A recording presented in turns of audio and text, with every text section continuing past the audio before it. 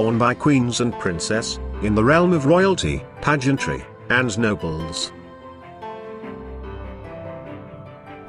Throughout history, men and women of status have adorned their foreheads with various kind of crowns and tiaras, which symbolized social superiority and power.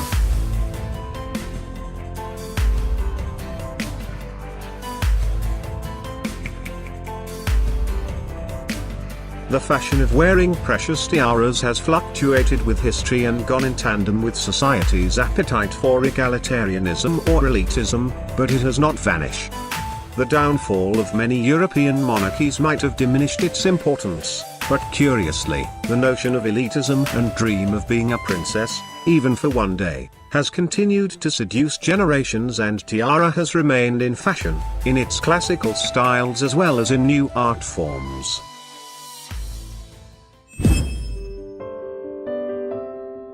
Most royal watchers instantly recognized the glittering diadem as Queen Mary's lover's knot tiara, often shortened to the lover's knot. The lover's knot tiara was commissioned for Queen Mary in 1913 from Britain's House of Garrett. It consists of diamonds and a collection of 19 hanging pearls, all set in silver and gold. Later it was handed down to Queen Elizabeth. She then eventually gave it to her daughter-in-law, Princess Diana.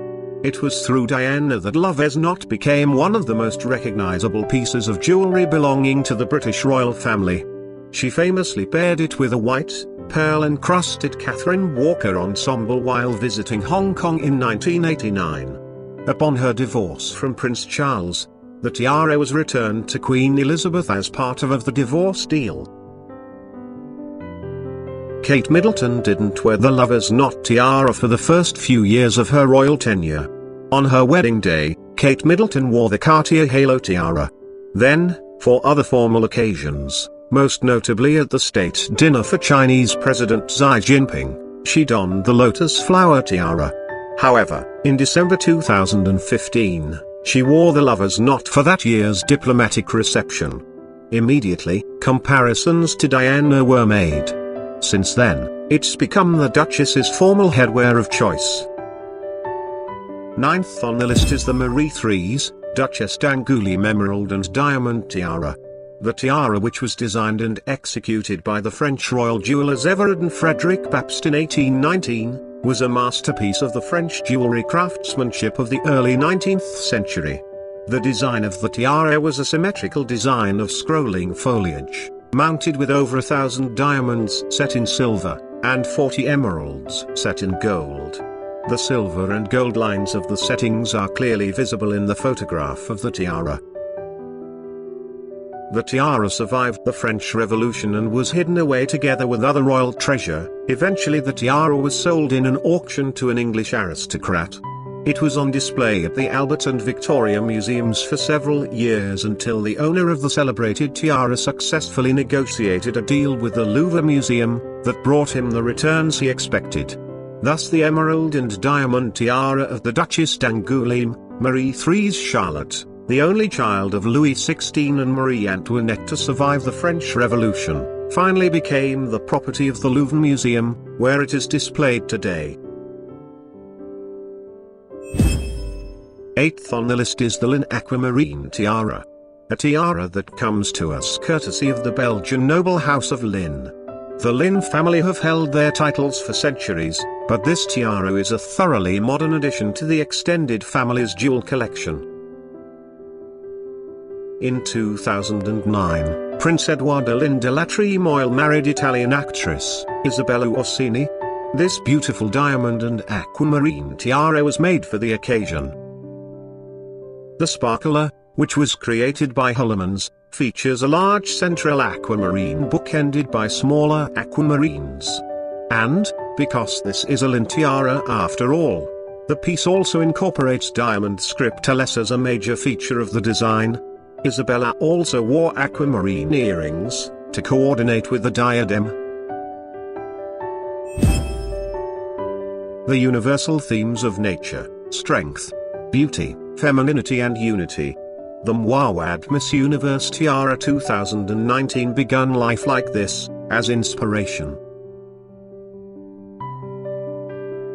The designers was asked of crafting the extraordinary tiara embracing the values of the Miss Universe, and translate them to diamond-studded crown, that represent ambition, diversity, community, and beauty.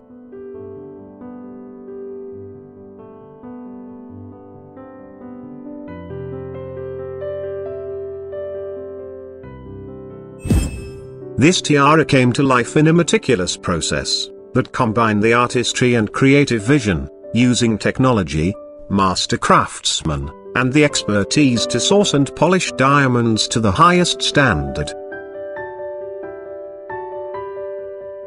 The tiara's name, The Power of Unity, is meant to celebrate a woman for being complex, diverse, unapologetically ambitious, and strong. The interconnected line motifs are meant to represent the community of women from around the world whose band unite them, and reminds us that we are stronger than apart.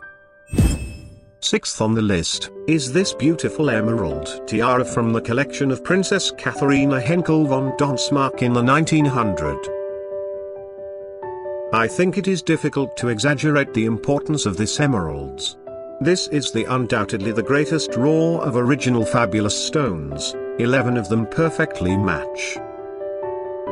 And what is extraordinary, is that, if you want to describe it to somebody, what color the great emerald is, you would point at these stones. They are like green berries, it's what is known as the old mine material. The emeralds itself is absolutely remarkable. It is estimated the weight to be well over 500 carats, which is a huge amount.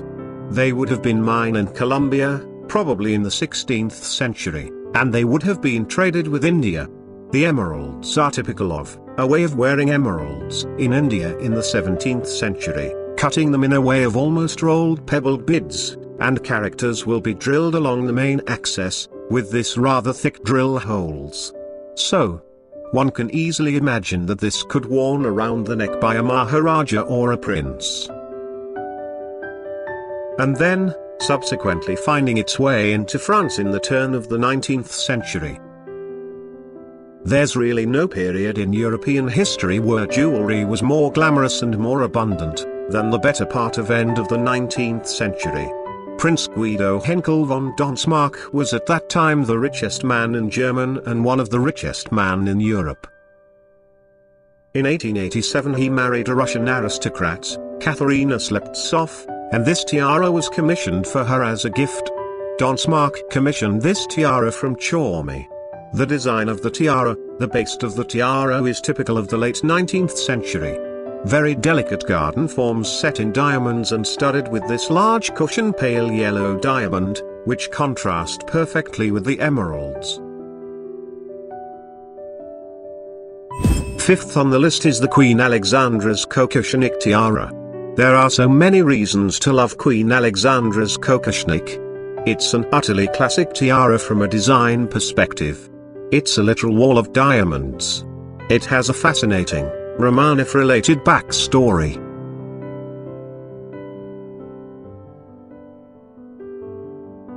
The original design of the tiara was worn by Empress Marie Feodorovna of Russia.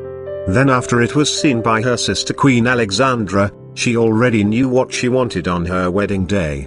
In 1888 the London News illustrated the Alexandra's anniversary present, a Kokoshnik design tiara made by the royal jeweler, the House of Garrett. Like Marie Feodorovna's tiara, the piece was made of individual pave-set bars, though Alexandra's fringes were more rounded at the tip. Alexandra's Kokoshnik featured 77 of these fringe pieces, and the entire tiara was packed with more than 400 diamonds. One of the tiara's first appearances at a major royal occasion came a few years later, when Alexandra wore the diadem at the 1893 wedding of her second son, the Duke of York, later King George V, and Princess Mary of Teck. In portraits taken on that day, the flexibility of the tiara is apparent, the fringes are not bunched tightly together, and spaces are visible between the bars. Alexandra appears to have used another jewel, possibly a bracelet, to help gather the fringe together. When Queen Alexandra died in 1925, The coquettionic was inherited by her daughter-in-law, Queen Mary. A fitting choice, since it was famously worn by Alexandra at Mary's wedding. Queen Mary died in 1953, and along with most of the rest of her property, she bequeathed the tiara to her granddaughter, Queen Elizabeth II. The piece quickly became a central part of Elizabeth's jewelry collection. There are tiaras, and then there are masterpieces. Today's tiara definitely falls into the latter category. One of the most stunning tiaras in the collections of the extended British royal family, the Fife tiara, was given to Princess Louise.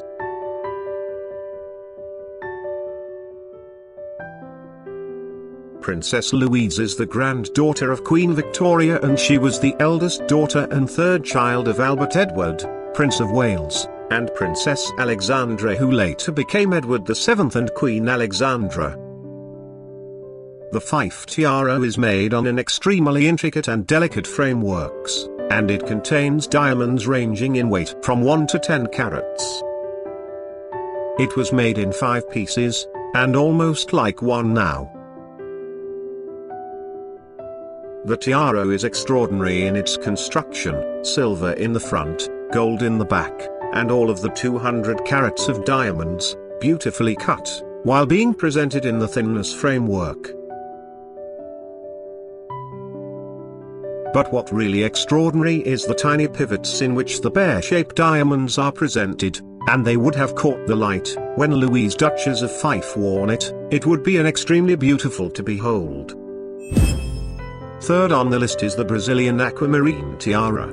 Most of the sparkling tiaras worn by Queen Elizabeth II of the United Kingdom were legacies from queens and princesses past, but a few of them have been hand-picked or commissioned by the Queen herself. Today's tiara, the Brazilian aquamarine, was ordered by the Queen as a part of an evolving parure of jewels. The Brazilian aquamarine parure didn't start with a tiara, it began with a necklace and a pair of earrings. These diamond and aquamarine pieces were presented to the Queen in 1953 by the Brazilian president as a coronation gift on behalf of the people of Brazil. By 1957, the Queen had also commissioned Garrett to make a tiara to match the aquamarine dame parure. The tiara featured an elaborate diamonds and aquamarine band base, with 3 aquamarine and diamond elements placed at intervals. The Queen has worn the tiara fairly consistently since its overhaul, even though it's now one of the tallest and most imposing diadems in her collection. The last time we saw her wear the tiara in public was during the Commonwealth Heads of Government meeting in Australia in October 2011. Queen Victoria and Prince Albert's shared love of art and design resulted in many an exquisite treasure, including jewels like her sapphire coronet and the Oriental circlet. "Albert has such taste and arranges everything for me about my jewels," Victoria wrote.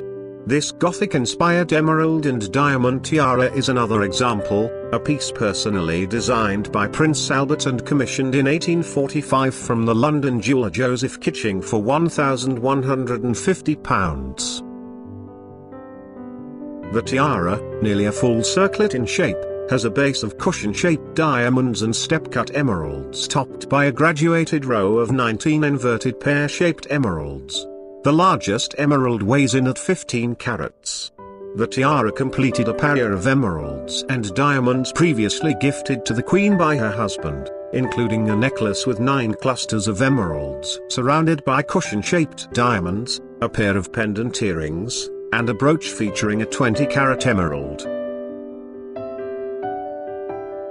Queen Victoria was thrilled with her emerald tiara gift, referring to it as a lovely diadem of diamonds and emeralds designed by my beloved Albert, and writing of her husband's wonderful taste in her journal. The family has allowed the tiara to be shown on exhibition, and, of course, has just now loaned it on a long-term basis to the Victoria Revealed exhibition at Kensington Palace alongside the Fife tiara and the Fife fringe tiara. The rest of the emerald parure is also on show, ready and waiting for your admiration. It already has mine. This is one of my absolute favorite pieces. Magnificent. This unique emerald tiara was made by Harry Winston in 1958 in advance of the marriage of the Shah of Iran and Farah Diba. Much like the Nur Orlean tiara, which was made in the same time frame for the same purpose, it includes a mix of diamond colors and incorporates old stones from the Iranian crown collection. The heart-shaped pointed base is made of a row of platinum set baguette white diamonds which sit underneath a double row of pink, yellow, and white diamonds. The brilliants are thought to be from the 19th century and Indian in origin. The largest two are 15 carats apiece. The top is set with 7 large oval and round Cabocan emeralds which are probably from South America and were likely cut before 1738, when Nadir Shah invaded India. The emeralds range in size from 10 carats each, for the two smallest, to 65 carats, for the large central stone, and are framed in diamonds thought to be from South Africa. The tiara may have been a signature piece for the Empress, but it belonged to the crown jewel collection and as such did not come with her when the imperial family fled the country in 1979. While they are no longer worn, the jewels are safe and sound and available for public viewing at the Treasury of National Jewels in the Central Bank of the Islamic Republic of Iran in Tehran. I hope you had a wonderful time viewing some of the most beautiful tiaras made for the royalties, nobles, and pageantry. It was a pleasure. Have a wonderful day.